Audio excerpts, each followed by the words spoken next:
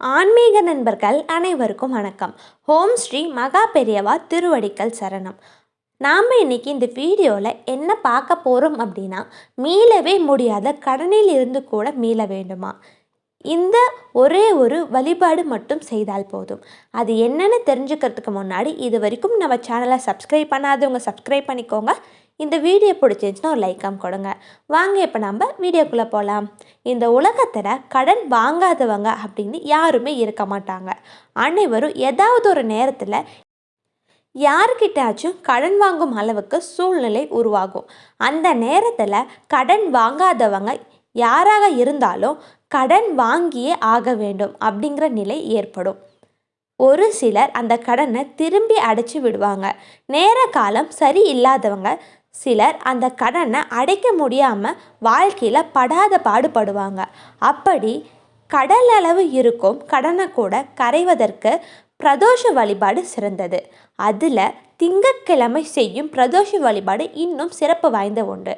அதனால் இன்றைய ஆன்மீக குறிப்பு தொகுப்பில் கடல் அளவு கடனை கூட காணாமல் போக செய்யும் பிரதோஷ வழிபாடு குறித்து நாம் பார்க்கலாம்.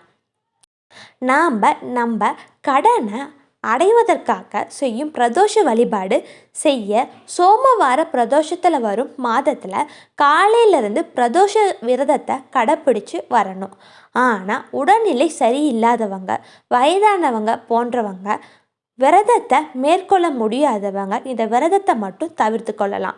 விரதம் இருப்பவங்க அன்றைய நாட்கள் முழுவதும் சாப்பிடாம விரதம் இருந்து மாலை நேரத்தில் சிவனுக்கு செய்ய வேண்டிய அபிஷேக பொருட்களை வாங்கி கொண்டு உங்கள் வீட்டில் அருகில் இருக்கிற சிவன் கோவிலுக்கு சென்று பிரதோஷ வழிபாடு செஞ்சு சிவபெருமான மனதார வணங்கணும். நாம் இப்படி பிரதோஷ நாட்களில் சிவபெருமானை வழிபடும்போது ஒரு ஸ்லோகத்தை சேர்த்து சொல்ல வேண்டும் அப்படின்னு சாஸ்திரம் கூறுது. இந்த ஸ்லோகத்தை நாம் பிரதோஷ வழிபாடு செய்யும்போது சொல்வதால் நம்ம வீட்டில் பண வரவு எப்போதும் அதிகரித்து உங்களுக்கு இருக்கக்கூடிய கடன் பிரச்சனை எல்லாம் காணாமல் போகும் அப்படின்னு கூறப்படுது. தரித்திர துக்க தகனம் சிவ சோஸ்தரம் அப்படிங்கிற ஸ்லோகத்தை நீங்கள் பிரதோஷ வழிபாடும் செய்யும் நாளில் காலை முதல் மாலை வரை நீங்கள் சும்மா இருக்கும் நேரத்தில் பூஜை அறையில் அமர்ந்து சொல்லணும். அப்படி இல்லைன்னா இந்த ஸ்லோகத்தை அமர்ந்து படித்து கொண்டே இருக்கலாம். இந்த வழிபாட்டுடன் நாம் சிவபெருமான வேண்டி இந்த ஒரு ஸ்லோகத்தை சொல்லணும் அப்படிங்கிறது சாஸ்திரம். இதை சொல்லும் இடத்துல பண வரவு அதிகரித்து கடன் என்பதை இல்லாமல் போகும் அப்படின்னு சொல்லப்பட்டிருக்கு. அதனால் நீங்கள் பிரதோஷ நாட்களில் செய்யும் வழிபாடோட இந்த ஸ்லோகத்தையும் சேர்த்து சொல்லுங்கள்.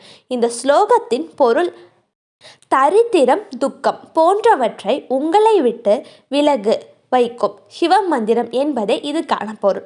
அதனால் தொடர்ந்து 27 திங்கட்கிழமை பிரதோஷ வழிபாட்டுடன் இந்த ஸ்லோகத்தை சரியான முறையில் சொல்லி வருவங்க யாராக இருந்தாலும் அவங்களுக்கு எத்தனை லட்சம் கடன் இருந்தாலும் எத்தனை கோடி கடன் இருந்தாலும் அந்த கடன் அடைவதற்கு சிவபெருமான் வழிகாட்டுவார். நாம் கடன் அடைவதற்காக மேற்கொள்ளும் இந்த பிரதோஷ வழிபாட்டை சரியாக செஞ்சு விட்டாலே போதும். அதன் பலன் சற்று தாமதமாக கூட உங்களுக்கு கிடைக்கலாம். ஏன் அப்படின்னா நீங்கள் இந்த பரிகாரத்தை முதல்ல உங்களுக்கு இருக்கக்கூடிய கர்ம வினைகள் எல்லாத்தையும் குறைச்சிட்டு அதன் பின்னர் தான் நீங்கள் எதற்காக இந்த பரிகாரத்தை செய்கிறீங்களோ அதற்கான பலனை சேர்த்து கொடுக்கும். அதனால் நீங்கள் எப்பப்போ கர்ம வினை தாக்கத்தில் இருந்தாலும் கூட அதை அனைத்தையும் தவிடு பொடியாக்கி உங்கள் கடனை எளிமையாக அடைச்சி விடலாம். அதனால் கடன் என்னும் துன்பத்தை சந்திக்க யாராக இருந்தாலும் சிவபெருமானோட பாதத்தில் சரணடைஞ்சு அவரை நினச்சி மனமுருகி இந்த சிவஸ்லோகத்தை சொல்பவங்க அவங்க கடன் அடையும். மேலும் இந்த பிரதோஷ வழிபாடு செய்துவிட்டால் போதும் உங்கள் கடன் அடைஞ்சு விடும் அப்படின்னு சும்மா சொல்லக்கூடாது. உங்கள் கடன் அடைவதற்கு வேண்டிய முயற்சிகளை நீங்கள் செய்யும்போது அதனுடன் இந்த பரிகாரத்தையும் சேர்த்து உங்கள் கடன் அடைவதற்கு எல்லா விதமான நன்மைகளும் சேர்ந்து நடக்கும். நம்பிக்கையோடு செஞ்சு பாருங்கள், நல்ல பலன் கிடைக்கும். ஹரஹர சங்கர ஜெய ஜெய சங்கர, ஹரஹர சங்கர ஜெய ஜெய சங்கர. அனைவருக்கும் நன்றி.